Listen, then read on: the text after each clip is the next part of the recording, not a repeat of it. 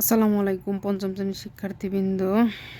আজকে আমরা 43 পৃষ্ঠার 3 নম্বরের 16, 28 ও 36-এর গসাগু নির্ণয় করব। গসাগু। এখন আমরা 16-র গুণনীয়ক বের করব। 16 এর গুণনীয়ক কোনগুলো? 1, 2, 4, 8, 16 আর 28-এর গুণনীয়ক কোনগুলো?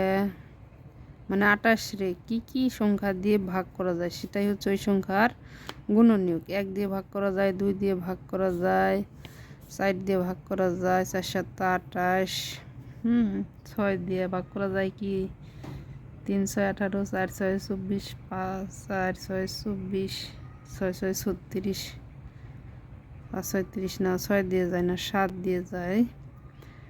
তারপরে 8 4 7 28, 8 দিয়েও যায় না, 9 দিয়ে যায় না, 9 দিয়েও যায় না, 10 দিয়ে যায় না, 14 দিয়ে যায়, আর 28 নিজে। এখন 16 এর গুণনীয়ক কোনগুলো? 1 2 4 না 36, এটা তো 36, তাহলে 1 2 3 4 নং 36, 4 দিয়েও যায় 36, 4 নং 36, 4 6 6 36,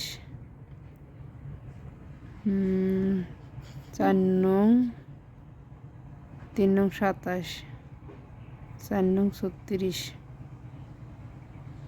4 নং 36, 6 6 36, 3 12 36। তারপর আর কি দিয়ে যায়? 18 দনে 36, 36 অক্ষে 36।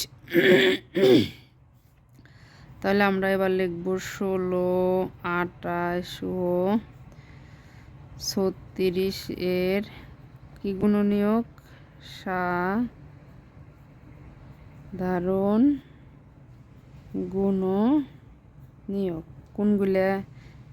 1 2